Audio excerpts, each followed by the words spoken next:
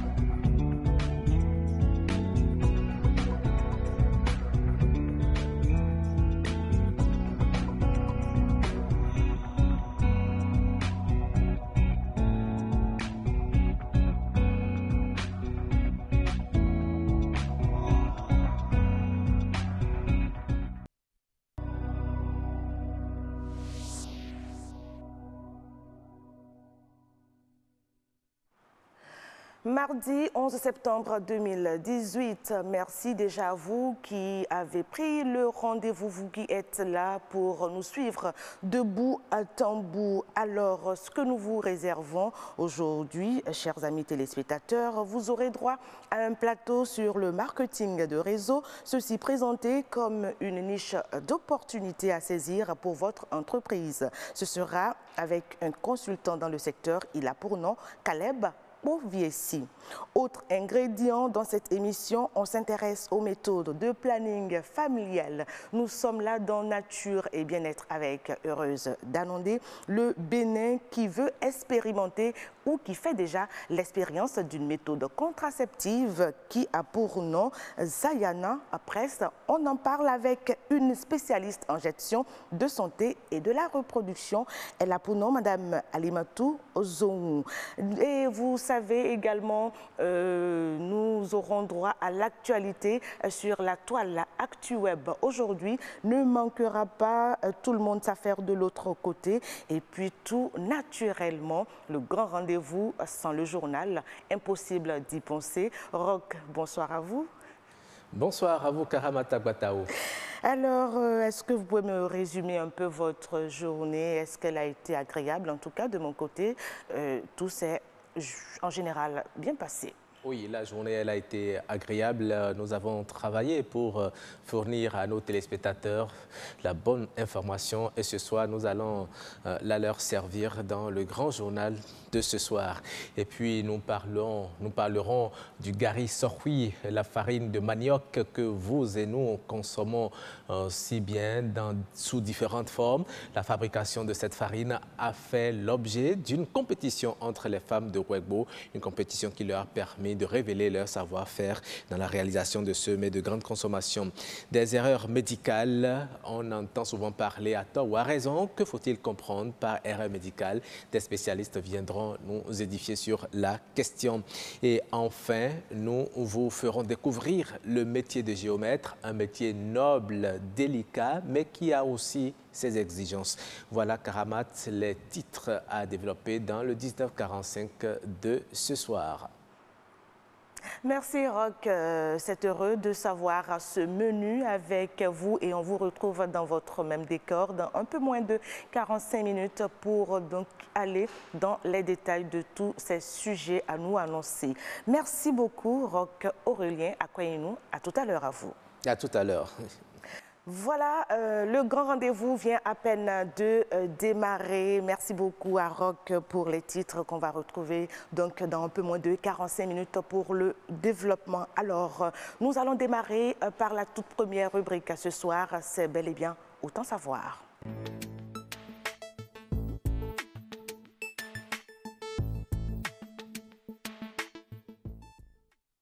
Autant savoir et le développement à la base, c'est de chercher à comprendre le marketing réseau, son mode de fonctionnement et aussi son origine. Et ça va se faire dans les minutes qui vont suivre avec Agnès Bello et son invité. Le temps pour nous de les installer autour de cette table. Nous allons ensemble découvrir ce reportage que nous a réservé Audace. Redouté par les uns, considérées comme l'entreprise du siècle par les autres, des structures de marketing relationnel ont inondé le marché béninois. Il existe plusieurs possibilités pour y adhérer. J'ai un service et je dis, le fait de parler de mes services à quelqu'un d'autre vous rapporte de l'argent.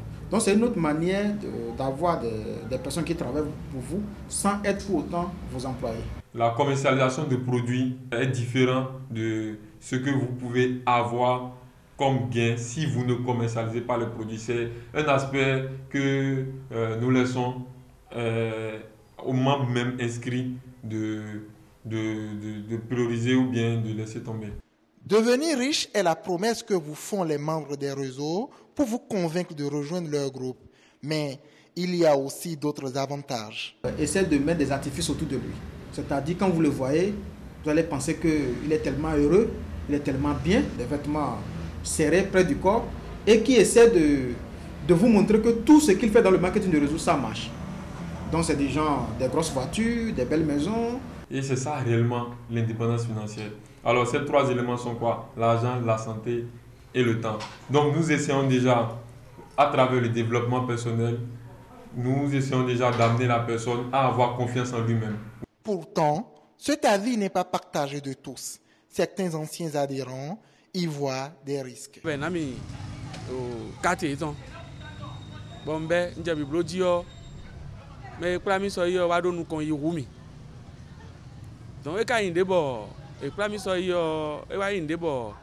Quand j'ai commencé, j'ai compris qu'il faut avoir la langue mielleuse pour réussir le travail. Celui qui m'y a conduit est devenu plus riche, alors j'ai abandonné.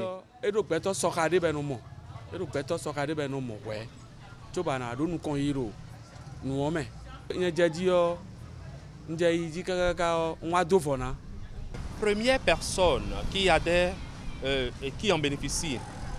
Le reste construit simplement le réseau et n'en bénéficie plein. Après, ça pète même, le réseau pète. Nous connaissons aujourd'hui des réseaux qui ne tiennent plus. Malheureusement, ils continuent de faire leur publicité et les gens en font les frais. Prudence alors, le marketing de réseau peut vous enrichir, mais vous pouvez être victime d'une arnaque ou plus encore, faire partie d'un réseau de profiteurs, faute de loi qui encadre ce commerce. On retient de cet élément de Audace à qui nous disons déjà merci beaucoup pour le travail abattu. Donc que le marketing de réseau fait partie donc de ces nouveaux métiers liés aux technologies de l'information et de la communication. Je crois bien. Agnès Bello, bonsoir à vous. Un plaisir de vous retrouver. Le plaisir est pour moi. Karamata Bretao, mesdames et messieurs, bonsoir chef. Alors, vous avez en face de vous un consultant en marketing et entrepreneuriat, Monsieur Caleb Poviessi. Bonsoir aussi à vous. Bonsoir madame la journaliste. Merci d'avoir répondu présent à notre invitation sur le grand rendez-vous pour nous parler donc origine et mode de fonctionnement de marketing réseau. Agnès Bello. Alors déjà, on entend souvent parler du marketing de réseau sans comprendre fondamentalement de quoi il s'agit. Dites-nous, pour vous, le marketing de réseau, c'est quoi? D'accord, merci Madame la journaliste pour la question. Je crois que c'est une très belle opportunité d'expliquer ce qui cache beaucoup de réflexions aujourd'hui au Bénin et en Afrique. Le marketing de réseau, effectivement, on en parle, mais qu'est-ce que c'est exactement? Il faut l'expliquer. D'abord, c'est du marketing.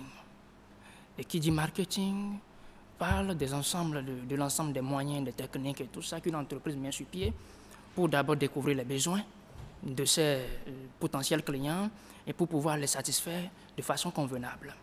Lorsque tout cela est mis maintenant en réseau, on parle de marketing de réseau. Et donc quand je parle de réseau, c'est l'ensemble des individus. C'est un groupe de personnes qui travaillent pour pouvoir faire écouler les produits, les services et les biens d'une entreprise. Est-ce que ces personnes qui sont ensemble là sont censées se connaître au départ? Bon, ça dépend. Elles peuvent ne pas se connaître au départ, comme elles peuvent se connaître. Parce qu'on se retrouve tous dans le réseau. Je suis peut-être partenaire de cette entreprise, vous aussi vous êtes partenaire, on peut se connaître là, comme on pouvait se connaître et se retrouver ensemble dans le réseau. D'accord. Alors, il faut dire que cette forme de marketing, on ne la connaissait pas vraiment ici au Bénin. Elle est apparue il y a de là quelques années. D'où nous vient cette forme de marketing? Merci beaucoup. Je crois que le marketing de réseau trouve ses origines aux États-Unis d'Amérique, précisément en Californie. C'était dans les années 1900, précisément en 1910, que le concept a vu le jour à travers le commerçant, l'entrepreneur Mark Kay, avec ses collaborateurs, qui ont pensé qu'à travers les hommes, ils peuvent mieux écouler leurs produits, c'est-à-dire en utilisant les hommes comme étant le canal de communication autour de leurs produits. Donc, en 1930... Donc, le concept au départ, c'est de faire de la communication à travers les hommes. Et ça n'a pas changé jusque-là. C'est le concept du marketing de réseau. D'accord. Utiliser les hommes comme moyen de communication. C'est tout. Justement. Maintenant, aujourd'hui au Bénin, le réseau se construit comment? Quel est le mode de fonctionnement du marketing de réseau? D'accord. Là, vous parlez du Bénin et de ce qui se fait au Bénin. Aujourd'hui, le marketing de réseau, il suffit que l'entreprise prenne la décision de se lancer dans le marketing de réseau.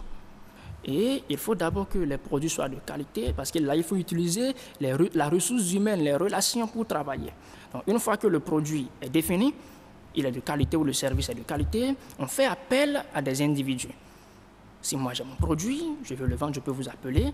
Voilà, je vous explique ce que fait le produit, mais il faut absolument que vous-même, vous preniez ce produit-là, vous l'expérimentiez, que vous soyez satisfaite avant. Capable d'en parler. Voilà, parce que le marketing de réseau, c'est basé sur du témoignage. Ce n'est pas simplement de la communication. Vous voyez un peu? Donc, en réalité, c'est ça, le fonctionnement. Au Bénin, actuellement, il y en a qui ne maîtrisent forcément pas le produit, mais au départ, on te dit, viens faire du marketing de réseau. Donc, je ne suis pas forcément consommateur, mais je commence à en parler. C'est peut-être ce qui crée un peu de... qui fait qu'on a l'impression d'être floué. Voilà. Déjà, dans le reportage qui est passé, on a parlé de notions de coaching personnel, de développement personnel, parce qu'il faut savoir parler. Quelqu'un d'autre a dit qu'il faut avoir la langue mielleuse pour pouvoir s'en sortir. Pour vous, quels sont les atouts qu'il faut avoir justement pour pouvoir faire du marketing de réseau? Bon, je crois que là, vous parlez d'un individu qui veut faire du marketing de réseau. Parce que lorsqu'on parle de ça, c'est deux entités. Soit une entreprise, soit des individus. D'accord? Donc, lorsqu'un individu décide d'entreprendre avec une compagnie de marketing de réseau, il faut d'abord que celui-là ait en lui la volonté d'être indépendant et de travailler dans l'indépendance. Donc, je ne veux pas me faire embaucher par une boîte, par une entreprise, mais j'ai les aptitudes nécessaires pour écouler les produits, les biens ou les services de n'importe quelle entreprise. Alors, il fait ses calculs. Il s'assure qu'il dispose des moyens efficaces, des techniques efficaces pour écouler les produits de sa compagnie. Quand il n'a pas ces techniques, comment il fait? Il peut se faire aider? Bon, aujourd'hui, lorsque vous n'avez pas les techniques, lorsque vous n'avez pas, je ne sais pas, les compétences qu'il faut pour entreprendre librement avec une compagnie de marketing de réseau, je vous conseille en tant que consultant de ne pas démarrer le métier. Parce qu'il faut comprendre avant de démarrer. Il faut se faire former. Il faut être sûr que si je signe un partenariat avec telle compagnie. Effectivement, je suis en mesure et j'ai le dispositif qu'il faut pour écouler ces produits. Ce qui est sûr, demain, nous allons continuer puisque nous allons parler en termes d'opportunités, ce que le marketing de réseau a apporté à celui qui a envie de s'y lancer, que ce soit une entreprise ou un individu. Mais déjà, revenons un peu au mode de fonctionnement. On ne l'a pas très bien perçu. Souvent, quand on parle de marketing des réseaux, on vous dresse une pyramide. De quoi il s'agit concrètement? D'accord. Je crois que là, c'est une question fondamentale. Oui. Le marketing de réseau, d'abord, ce n'est pas une industrie où on y rentre pour se faire de l'argent. En fait, pas facilement. Parce que la compagnie qui met sur pied un plan de compensation, c'est une compagnie qui a compris que pour vendre, il me fallait communiquer. La communication a un budget. Toutes les entreprises ont un budget pour la communication. Donc, on décide, l'entreprise décide de prendre ce budget-là et de le redistribuer ces ressources à travers ceux-là, ces distributeurs indépendants qui travaillent. Au lieu d'aller vers une télévision, déposer peut-être 2 millions pour la communication, je préfère appeler des individus qui sont aptes, qui sont prêts à travailler pour moi. Je leur dis, voilà ce budget, si vous travaillez pour moi, si vous écoulez mes produits, voilà, je redistribue ça de telle et de telle manière. Seulement que ce n'est pas concentré au niveau d'une seule personne. Mais est-ce que c'est le même quota que la plupart des entreprises qui sont dans le marketing de réseau appliquent? Est-ce que c'est un quota qui a été retenu à l'international ou par un système où chacun se lève pour appliquer son quota? Bon, vous savez, nous sommes sur un terrain concurrentiel. Oui. D'accord? En réalité, lorsqu'on parle de commission, il faut savoir, ça varie entre 10 et 20%. D'accord? Robert Kiyosaki, qui a beaucoup écrit sur le marketing de réseau. Et on le cite, tous les marketeurs de réseau le citent d'ailleurs. Absolument, parce que c'est une référence. D'accord, c'est une référence. Il a fait une recommandation de 15 à 20%. D'accord, de 15 à 20%. Mais aujourd'hui, pour faire face à la concurrence et pour attirer du monde dans sa compagnie, dans son réseau, vous allez voir certaines compagnies qui vont jusqu'à 40-45%. Mais est-ce que ça rend l'activité pérenne? Est-ce que ça rend le marketing de réseau viable si on monte jusqu'à 30%, 40%? Bon, ça dépend parce que toutes ces commissions qui sont distribuées sont taxées sur le prix du produit. Là, c'est le consommateur final qui paye tout ça. Paye pour ça. Donc la compagnie ne paie rien en réalité. Vous comprenez un peu. Si le produit doit coûter 10 000 francs, je vous appelle, je dis, vous avez une commission de 15 000. Donc, le consommateur, il achète le produit à 15 000. À 15 000. Vous comprenez un peu? Donc là, la compagnie ne paie rien. C'est le consommateur final qui paie. Qui paie. Alors, ce n'est pas qu'il paie, comme Pedre. On peut y aller. On a encore deux minutes, je crois bien. D'accord. On vous écoute, mais déjà après, moi, j'aimerais qu'on comprenne un peu. Est-ce que le marketing de réseau s'adapte véritablement à nos réalités socioculturelles? Parce que souvent, ici en Afrique, on a tôt fait d'importer des méthodes qui ont fait leur preuve ailleurs, mais qui ici, finalement, ont des limites. Bon, sur cette question-là, moi, je vais la prendre autrement parce que si je suis là d'ailleurs, c'est pour inciter chacune de nos entreprises à peut-être insérer le marketing de réseau à leur pratique, non pas à encourager forcément les gens à aller faire du marketing de réseau. D'accord. Donc, je conseille peut-être à un jeune entrepreneur qui a ses produits, ses services, d'aller voir des consultants, des spécialistes. Bon, on vient me voir, je peux l'aider à sortir un plan marketing. Vous comprenez un peu, pour permettre... On ne voit pas souvent cet aspect. Il n'y a pas beaucoup d'entreprises au Bénin ici qui font dans le marketing de réseau. La plupart, c'est des structures qui nous viennent un peu de l'extérieur. Donc, pour vous, on peut partir d'un modèle béninois et mettre en place un marketing de réseau sur des produits made in Bénin. Absolument, absolument. Et c'est notre combat d'ailleurs. Il est vrai que la difficulté est que très peu de personnes sont en mesure de produire ou de proposer des plans marketing à des entrepreneurs locaux. Mais nous pouvons le faire, nous savons le faire. Grâce à ça, ils peuvent développer facilement et permettre à leurs camarades, à leurs amis de travailler avec eux, de créer un réseau de distributeurs. Au lieu d'être un réseau de bavardage et de tout ça, on travaille ensemble, on se fait de l'argent ensemble. Merci beaucoup, Monsieur Caleb Poviessi. Annette Belot, je ne sais pas si vous avez encore une dernière question. On va réserver le reste des questions pour demain. Déjà, on dit aux téléspectateurs que demain, on parlera en termes d'opportunités. Comment est-ce qu'on peut justement utiliser le marketing de réseau pour une opportunité d'affaires, que ce soit pour une entreprise ou un individu.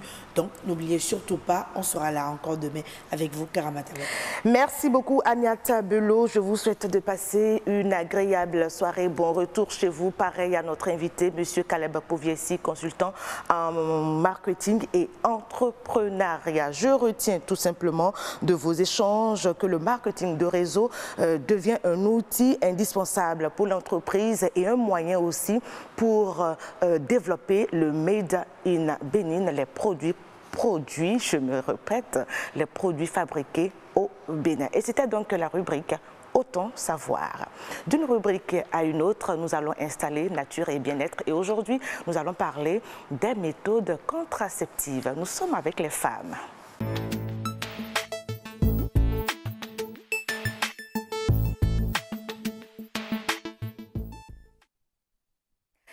Nature et bien-être parle aujourd'hui donc des méthodes contraceptives, d'une méthode que le Bénin est en train d'expérimenter. Vous allez en savoir plus tout à l'heure avec Heureuse Danondé et son invitée, Madame Alimatou Zoumou. Elle est sage-femme. Mais avant leur plateau, nous allons regarder ce reportage. En 2050, la population africaine devrait avoisiner les 2,5 milliards de personnes contre 1,2 milliard en 2017, selon les enquêtes démographiques. Un accroissement qui peut être source de croissance économique. Dans le même temps, le continent devrait pouvoir réguler sa démographie pour éviter que cela ne lui constitue un handicap. Le Bénin, comme d'autres pays de la sous-région, a adhéré à cette logique en promouvant la planification familiale et surtout en expérimentant des méthodes plus avancées. Le pays a pris des engagements depuis 2013 de mettre à l'échelle l'utilisation des injectables au niveau communautaire, au niveau des centres de santé, au niveau communautaire, afin d'améliorer l'accessibilité des couches les plus vulnérables, les femmes, filles et autres, aux produits contraceptifs dans les villages aussi. Les produits contraceptifs existaient déjà avec les relais communautaires, mais on a ajouté l'injectable parce que cet injectable nous permet de l'utiliser au niveau communautaire, puisque justement c'est fait dans une seringue autobloquante et avec une aiguille beaucoup plus fine, et l'injection se fait en sous-cutané, contrairement aux autres injectables, ce que les relais peuvent faire facilement. En 2014, seulement 12,5% de femmes ont recours aux méthodes contraceptives au Bénin. L'indice de fécondité tourne autour de 4,9 enfants par femme et le taux de décès maternel est estimé à 337 décès pour 100 000 naissances vivantes. Pour la direction de la santé de la mère et de l'enfant, ces chiffres sont alarmants et méritent qu'on s'y penche. Le Bénin aussi veut corriger les choses, veut aussi permettre aux femmes de ne plus mourir en voulant donner la vie, veut permettre aux femmes d'avoir le nombre d'enfants qu'elles veulent justement au moment où elles veulent avoir d'enfants. Donc c'est pourquoi justement nous avons mis ce produit-là disponible d'abord dans 10 zones sanitaires pilotes. C'est les zones, parce que les ressources étaient disponibles pour ces 10 zones, parce que c'est appuyé par l'USAID. Et c'est cette phase pilote qu'on est en train d'achever maintenant. Et on est en train de penser plus loin, déjà au plan global de mise à l'échelle. Le plan de la mise à l'échelle du contraceptif injectable Sayana Presse en milieu communautaire est donc lancé. En dose unique, ce dispositif est administré sous la peau tous les 3 mois et est réversible puisqu'il permet le retour à la fécondité. Actuellement en phase pilote, le Sayana Presse est distribué gratuitement. Juste après, il sera vendu au prix subventionné de 200 francs. Merci beaucoup à Herman Namegan pour ce reportage sur les méthodes contraceptives. La contraception, il faut le rappeler que c'est un moyen pour simplement limiter les naissances, pouvoir contrôler donc sa famille et pouvoir la suivre de plus près, lui apporter les soins qu'il faut. Heureuse Danondé, merci beaucoup pour le choix de cette thématique dans Nature et Bien-être aujourd'hui. Bonsoir. Ça me concerne, nous les dames. Bonsoir Karamata. Et je ne sais pas si vous faites la même remarque que moi. J'ai constaté, Agnat également en noir. Je me demande qu'est-ce qui se passe. On est en harmonie tout simplement ce mardi. Oui, Apparemment. Oui, apparemment. On va s'en arrêter là. Mais il faut également pour dire, c'est peut-être, il faut le dire, hein, c'est le mois, mois de septembre, Je comprends un peu du côté des États-Unis. Mis à part même ça, ici à B24, avec le décès de Fulric, c'est dans le mois, donc peut-être c'est pour ça. Beaucoup d'événements, en tout cas, qui nous ont marqués négativement, et peut-être que c'est arrivé comme ça, et c'est un hasard, et tout le monde Dieu sait fait ces choses comme on le dit. Noir. Mais cela ne va pas empêcher la tenue de notre plateau, heureuse d'Alandé. C'est également une manière de célébrer tous ces morts-là. N'est-ce pas? Mais vous l'aviez dit, les contraceptifs, il faut rectifier, c'est pour limiter. Pas pour limiter, mais pour espacer. Ils sont d'office contre ce terme-là, limité. Ce n'est pas pour la limitation des naissances. Mais pourquoi? Je voudrais avoir espacer Madame, les naissances, n'est-ce pas? Est-ce qu'elle peut nous... Bien sûr. Merci pour votre invitation sur ce plateau. Je m'apprêtais d'ailleurs à rectifier. Pas pour dire que ce n'est pas impossible de limiter. Parce que la nature elle-même a limité la femme. À un moment donné, même si vous voulez continuer, vous ne pouvez plus. Parce que vous irez à la ménopause. Donc, ce n'est pas que c'est interdit de prononcer ce terme, mais ce n'est pas encore l'objet. L'objet, c'est de permettre à tout individu, à tous les couples et à la communauté d'avoir le nombre d'enfants voulus et au moment voulu. C'est-à-dire que chaque grossesse soit désirée. Voilà le but de... Mais nous, on se pose toujours la question, face à tout ce qu'on entend au niveau de la société, les gens, surtout les hommes, ne sont pas trop pour la chose. Mais c'est comme si le gouvernement béninois y tient. Pourquoi le Bénin tient toujours à la contraception, à la planification familiale? Parce que le Bénin ne veut pas voir mourir ses filles, ces dignes filles de la nation qui participent autant que les hommes au développement. Vous venez d'évoquer le 11 septembre, n'est-ce pas? Oui. Est-ce que vous savez qu'au Bénin, c'est 1500 femmes qui décèdent chaque année? Je répète, 1500 femmes qui ne sont pas malades du paludisme, qui n'ont pas eu un accident de la circulation, mais juste parce qu'elles veulent donner la vie. C'est 1500 femmes qui meurent des causes de grossesse. Et la plupart de ces grossesses sont des grossesses qui ont abouti malheureusement parce que ce sont des grossesses non désirées ou qu'il ne faut pas avoir au moment où on l'a eu. Donc, le Bénin n'a pas fait le choix de laisser ses enfants mourir. Le Bénin a fait le choix de faire participer les femmes au développement de la nation autant que les hommes, puisqu'elles y sont d'ailleurs. Voilà pourquoi le Bénin lutte autant pour faire comprendre à chacun qu'il est nécessaire que nous planifions nos familles.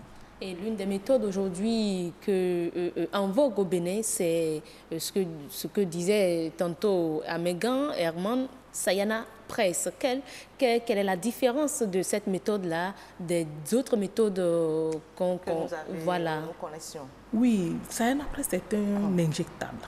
Et il y avait déjà les injectables qui sont déjà dans la gamme des produits contraceptifs. Le principe actif, c'est-à-dire le produit Sayana Press, n'est qu'un nom de spécialité. Le principe actif qui existe, qui est dans Sayana Press, existe déjà dans nos méthodes. C'est le dépôt Provera. Mais la différence est que cette méthode était faite en injectable, intramusculaire, par du personnel qualifié. Aujourd'hui, pour rapprocher les services de planification familiale des communautés, puisque vous savez que nous n'avons pas encore le quota de personnel qualifié qu'il faut pour chaque communauté. Et donc, c'est une délégation de tâches que nous faisons au niveau des relais communautaires qui sont déjà avec nous dans beaucoup de thématiques de santé. Et donc, puisque nous avons une forme qui se prête à l'injection facile et qui n'est pas en intramusculaire, ces relais sont capables d'offrir ces méthodes dans les communautés où ils vivent. Donc aujourd'hui, des contraceptifs, notamment ces injectables-là, peuvent être posés par des relais communautaires. Bien sûr. Ils ne sont pas des agents de santé. Ils ne sont pas des agents de santé ayant fait des écoles de formation, mais avant qu'ils ne puissent administrer ces méthodes, ils reçoivent une formation pour. D'accord. Une formation pour donc là, on ne peut pas dire que les dégâts sont limités parce que certainement il n'y en aura pas. Oui. Quand on va voir l'élément tout à l'heure, vous allez vous rendre compte que quand je parle d'injection intramusculaire, c'est une aiguille longue qui va dans le muscle. C'est déjà ça, intramusculaire. Oui, voilà, oui.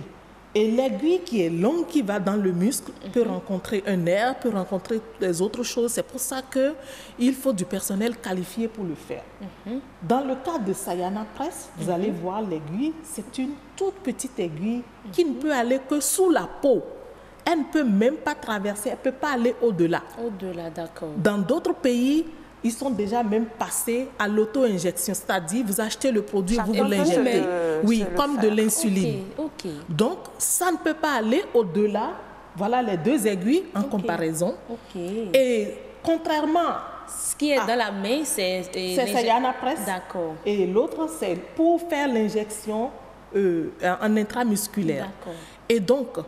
Pour faire l'injection en intramusculaire, il y a plein de manipulations. Il faut prélever le produit, il faut être sûr d'avoir prélevé la bonne dose, il faut savoir où l'injecter et tout. Et pour ça, il faut un spécialiste. Voilà, il faut quelqu'un qui est bien formé, qui connaît un peu l'anatomie, qui connaît beaucoup de choses. Mais l'autre, ça s'injecte juste derrière le bras et ça ne peut pas aller au-delà. Et le produit est déjà préparé dedans. On n'a pas à faire un prélèvement, on n'a pas à souiller, il n'y a rien de manipulation à faire. Vous ouvrez juste le produit et vous faites l'injection. C'est tout. Donc ça permet alors à toutes ces bonnes dames qui sont dans des milieux reculés et qui ne peuvent pas avoir accès à un agent de santé facilement, qui doivent dépenser des frais de transport, 1000 francs, et pour aller dans les centres de santé, d'avoir quelqu'un à proximité qui peut leur offrir le produit. Et les relais communautaires sont disponibles, sont présents formés, dans toutes les localités. Oui, mais puisque c'est quelqu'un de votre communauté que vous connaissez bien. Ils sont, le fils du terroir. Voilà, c'est pas la première action pour laquelle nous les utilisons. Nous les utilisons déjà dans beaucoup d'autres choses pour donner des conseils maternels aux mères qui viennent d'accoucher, pour donner des conseils pour le nouveau-né, pour conduire les gens pour les vaccinations, pour le paludisme. Nous les utilisons déjà. Madame Zoum, ces relais communautaires, justement, moi je voudrais savoir, est-ce que ce sont des hommes de santé à la base? Oui, on peut les appeler comme ça. Ce sont puisque la santé n'est pas seulement l'apanage des professionnels de la santé. Oui, la santé, c'est multisectoriel. Donc, ce sont des hommes et des femmes qui sont, dans d'autres milieux, on les appelle des agents de santé communautaire ou bien des agents de distribution à base communautaire, qui distribuaient déjà même d'autres contraceptifs, tels que les préservatifs, tels que le renouvellement des pilules. Et donc, nous avons juste ajouté une méthode et donc ces méthodes sont disponibles autant au centre de santé. Donc, si vous choisissez d'aller dans un centre de santé, vous avez l'injection en sous-cutané du dépôt Provera, mais si vous restez dans votre communauté également, il est disponible. Voilà. Mais vous savez, je l'ai dit tantôt, tout ce qui circule lorsqu'on parle de contraceptifs, ce type de contraceptif, quelles sont ses particularités, comment ça fonctionne dans l'organisme de la femme? Je venais de dire. Ou quels sont les effets secondaires. Les effets secondaires.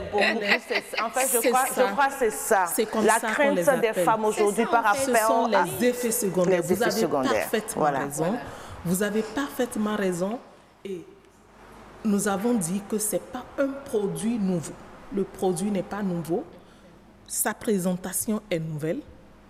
La dose, elle est nouvelle. Elle est plus réduite qu'en intramusculaire. C'est tout. Et donc, les effets secondaires de ce produit sont donc les mêmes que les effets secondaires des injectables qui existaient déjà en intramusculaire. Et ces effets secondaires sont normalement dits à toutes les femmes qui viennent pour la contraception.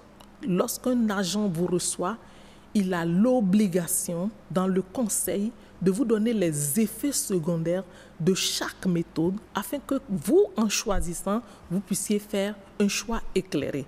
Et les effets secondaires des contraceptifs injectables sont principalement ce que nous appelons en jargon médical l'aménorrhée. C'est-à-dire que vous pouvez ne pas avoir vos règles chaque mois comme les femmes l'ont.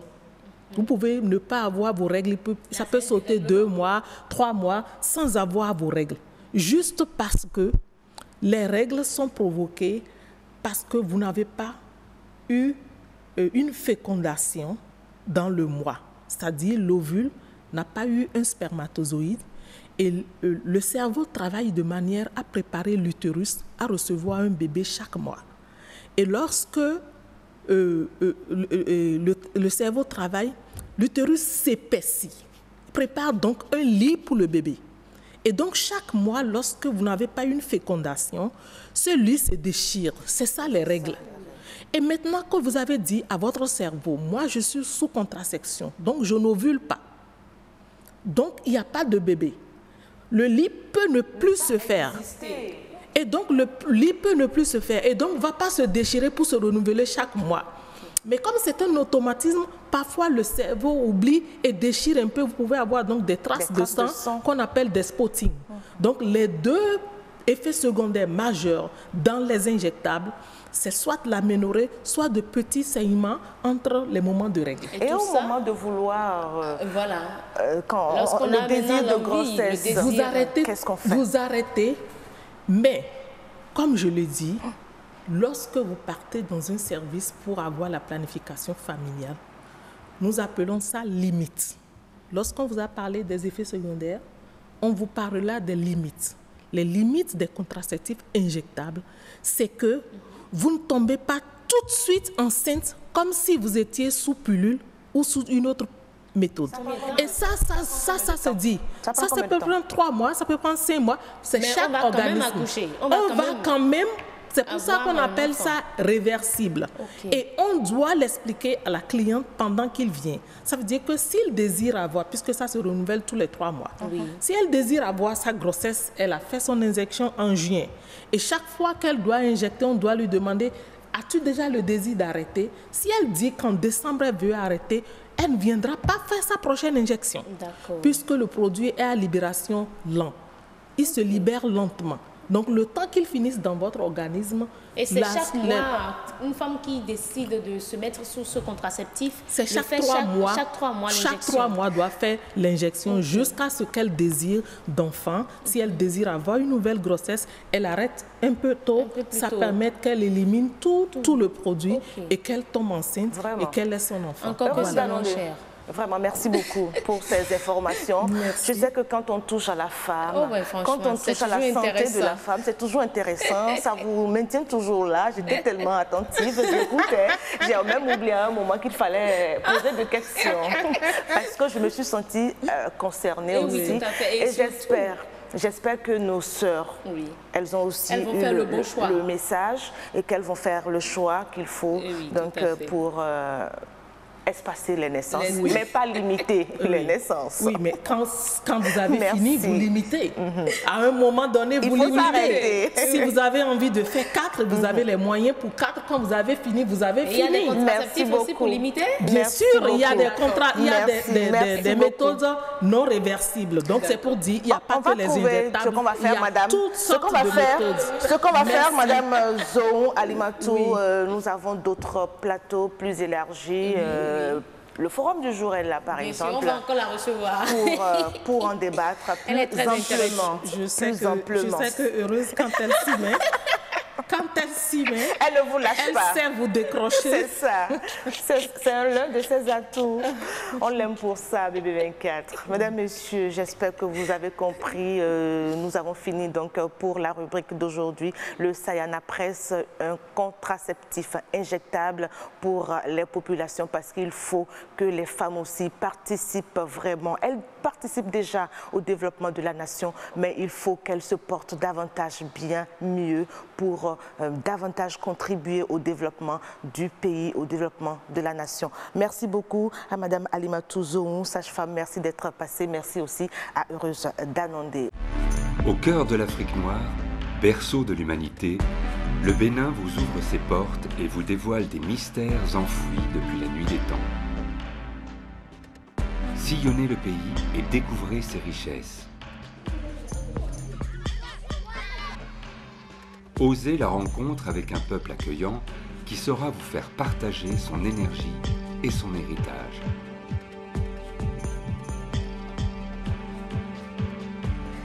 Émerveillez vos papilles à la découverte de nouvelles saveurs. Renouez avec la nature dans des paysages à couper le souffle. Imprégnez-vous de sa culture, de ses coutumes et de son savoir-faire.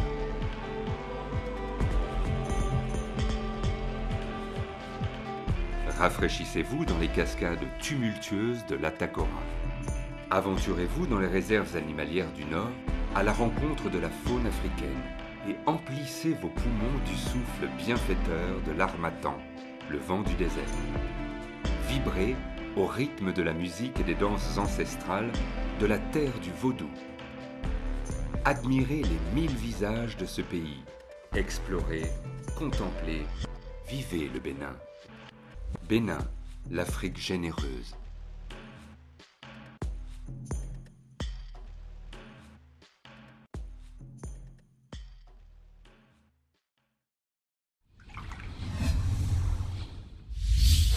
Mesdames et messieurs, bonjour et bienvenue à cette émission Wikeko. À cause du chômage, les jeunes se sont donnés au travail qu'on appelle l'ANAC. Ce phénomène a pris depuis quelques mois une allure vraiment inquiétante.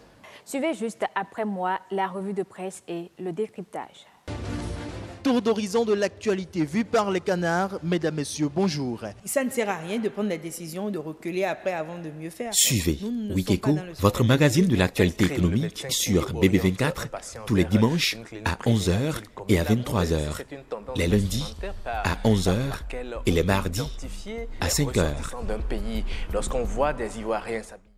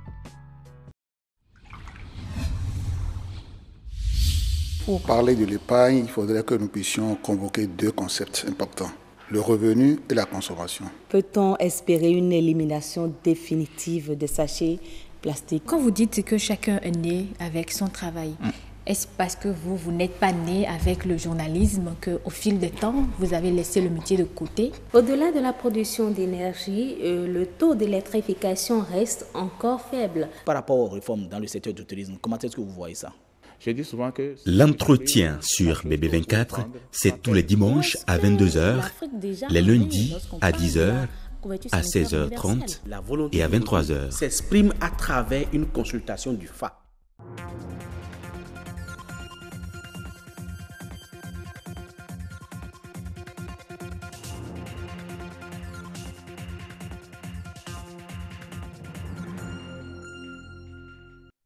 C'est l'heure de la grande édition du soir, mesdames et messieurs. Bonsoir, voici les titres. Du Gari Sorhui en pleine opération de charme à Ouébo, grand produit de consommation. Cette farine de manioc passe à l'étape de sa valorisation et met en compétition des femmes de la localité qui ont démontré leur savoir-faire dans sa fabrication. Des erreurs médicales, beaucoup en parlent à tort ou à raison, autant que leurs conséquences qui sont parfois irréversibles ou fatales que comprendre par erreur médicale. Restez avec nous pour mieux vous édifier. Et on fait recours à leur expertise pour identifier, délimiter, mesurer et évaluer une propriété immobilière. Les géomètres, une corporation dont le travail revêt une délicatesse singulière. Nous irons à leur rencontre dans ce journal. Bonsoir à nouveau, mesdames et messieurs. Patrice Talon, le président béninois, après le sommet sino-africain, était en Turquie avec sa délégation où il a échangé avec son homologue sur des questions de coopération bilatérale. Des séances de travail avec des hommes d'affaires turcs ont été organisées. Il a été fondamentalement question du renforcement économique entre les deux pays et des journées économiques béninoises qui seront bientôt organisées en Turquie. De même, le président béninois participera au sommet Turquie-Afrique l'année prochaine. Le président turc est aussi attendu les tout prochains mois au Bénin dans le cadre d'une visite officielle d'amitié et de travail. La localité de Ouébo, dans le département de l'Atlantique, promeut la variété du Gari Sorhui, une farine à base de manioc devenue une activité dans laquelle beaucoup de femmes se spécialisent. À la faveur d'un concours de promotion de l'excellence, les filles et fils de la commune de Tofa ont révélé leur savoir-faire dans plusieurs corps de métier.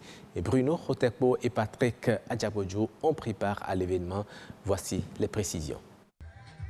C'est un jury de circonstances constitué d'une vingtaine de personnes investies pour déguster et choisir la meilleure farine de manioc. L'un après l'autre, ils ont goûté au Gari Sorhui, préparé sur place en présence du public. Sur les 6 variétés de farine de manioc en compétition, celle des femmes productrices de Ouébo est déclarée meilleure.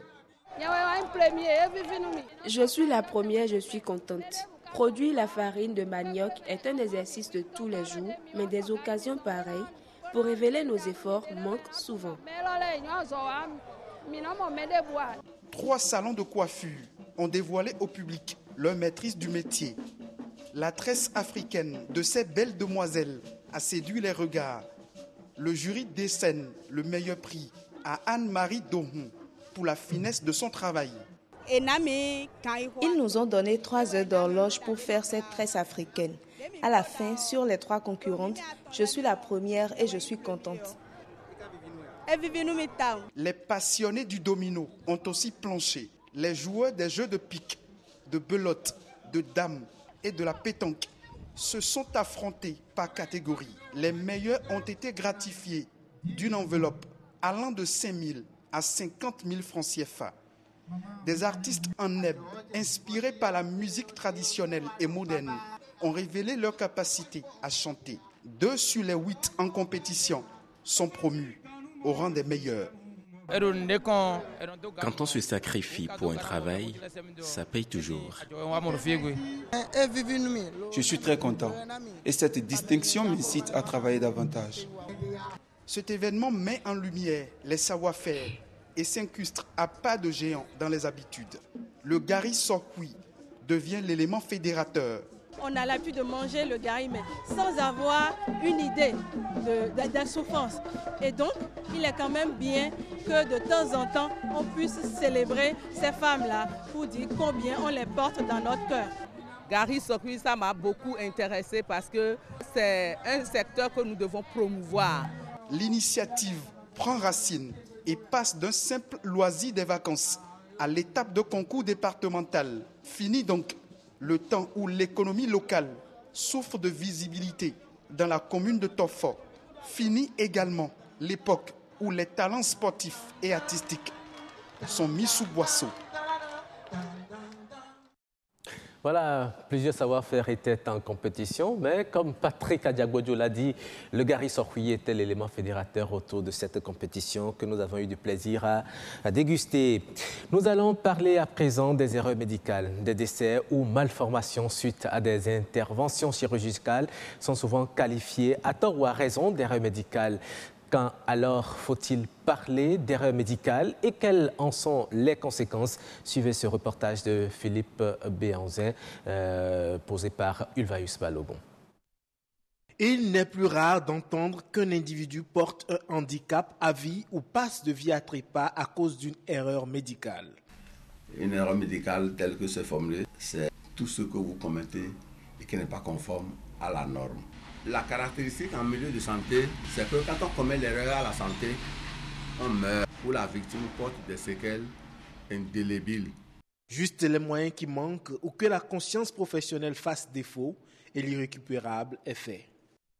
Un agent de santé a une obligation, non seulement de résultats, mais une obligation totale de moyens, comme on l'avait connu avant. Les cas sont légion. Parfois, l'erreur médicale advient par la cupidité de l'agent de santé ou par intention de nuire. Le cas d'une dame, elle s'appelle... Bon, l'émotion me prend, je continue. Cette dame dont je parle, la grossesse n'est pas arrivée encore à terme. Et dans une clinique privée, dans ce Cotonou, on décide de faire une intervention chirurgicale parce que l'intervention chirurgicale va rapporter plus à cette clinique que si on attendait le délai de 9 mois pour qu'elle accouche naturellement. On a enclenché une intervention chirurgicale précocement. Mais pendant l'opération, on s'est rendu compte qu'il y a un instrument qu'on n'a pas dans sa boîte à instruments. On a laissé le malade, dont le ventre est déjà ouvert là, pour aller chercher l'instrument au dehors. Et quand on est revenu avec l'instrument, l'oxygène a fait défaut, mais on n'a pas assez d'oxygène. On est ressorti une deuxième fois au cours d'une intervention pour aller chercher l'oxygène chez un autre collègue. Cette dame qui est morte, dans ces conditions-là, ce n'est pas bien. Ce qui est pire par rapport à ce que nous disons là, c'est la dangerosité de l'homme béninois. Dans son cœur noir, il remplit les églises, il remplit les mosquées, il donne l'impression qu'il a l'amour du prochain, alors qu'en réalité c'est faux. Ce que je dis là et que vous écoutez là, c'est ça qui a fait que moi je porte une prothèse aujourd'hui à mon pied gauche. Même si hier les lois n'étaient pas applicables, aujourd'hui il y a espoir. Toute faute commise répond à des actes de sanction donnés, mais aucune de ces dispositions n'est opérationnelle. Aujourd'hui, je suis heureux d'écouter le ministre de la Santé actuel que désormais les fautes ne sont plus impunies. Je dis Inch'Allah. Il n'est donc pas difficile de lutter contre l'erreur médicale. Il faut travailler en équipe. Aujourd'hui, les individualités ont poussé des hommes et des femmes à vouloir travailler seuls. Non. Il faut importer la médecine avec les habitudes du pays qui a découvert la médecine. C'est l'Europe, l'Asie, l'Amérique et consorts. Nous avons notre médecine qui est médecine traditionnelle.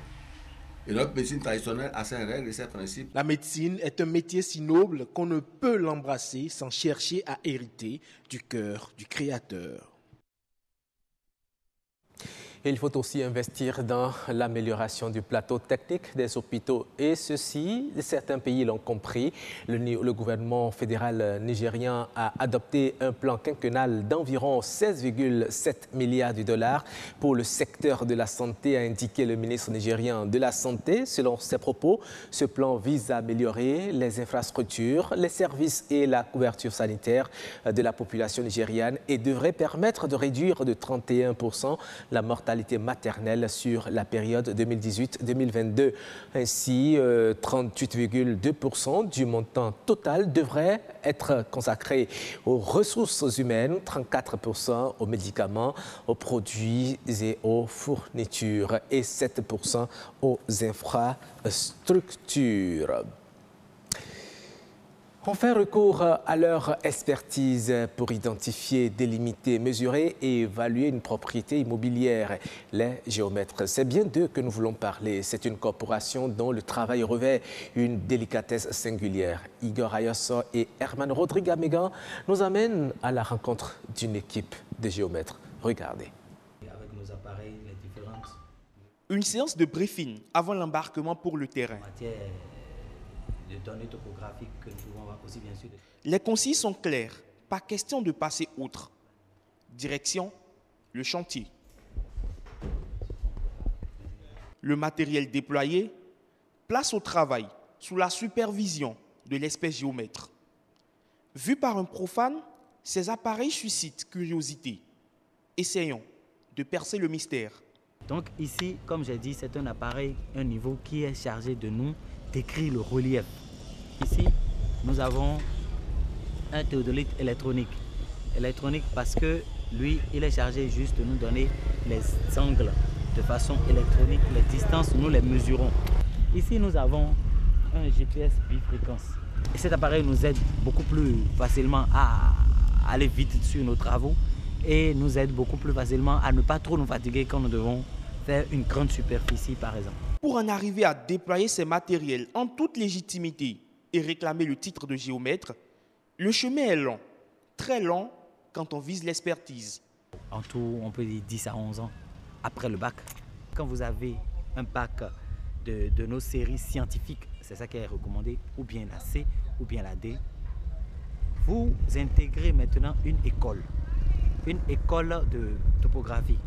Et avec votre bac, vous faites 2 années pour avoir ce que nous appelons le BTS, le brevet de technicien supérieur. Normalement, il est recommandé 3 années en plus du BTS pour sortir ingénieur géomètre. Et vous vous présentez à l'ordre des géomètres de votre pays. Et c'est l'ordre des géomètres qui vous met en stage d'expertise. Vous êtes astreint à faire 2 années d'expertise judiciaire dans un cabinet de géomètres experts déjà installés. Donc vous faites ces 2 années-là. Quand vous finissez ces 2 années, on vous inscrit au tableau de l'ordre. L'ordre donc écrit au ministère là-bas et le ministre vous donne l'agrément pour que vous exercez votre profession en votre propre nom. Mesurer des surfaces, prendre des données techniques importantes à toutes fins utiles, là se limite le champ d'action du géomètre. Mais les demandeurs n'ont pas tous le même regard sur cette corporation, des préjugés à tort ou à raison. Il n'y a pas une profession sans brebis galeuse. Il nous est recommandé, au moment même où on prête serment, il nous est rappelé un certain nombre d'obligations, un certain nombre de restrictions. Ce qui est dit par rapport à ce qu'on vole parcelle et tout ça, ce n'est pas si vrai que ça. Parce qu'une parcelle n'est pas extensible. Mais ce n'est pas si faux. Parce que je reconnais qu'il y a de nos amis, qu'il y a de nos collaborateurs qui se prêtent à ce genre de choses. Fin de partie pour cette équipe, on remballe le matériel. Cap sur un autre site, c'est le quotidien du géomètre.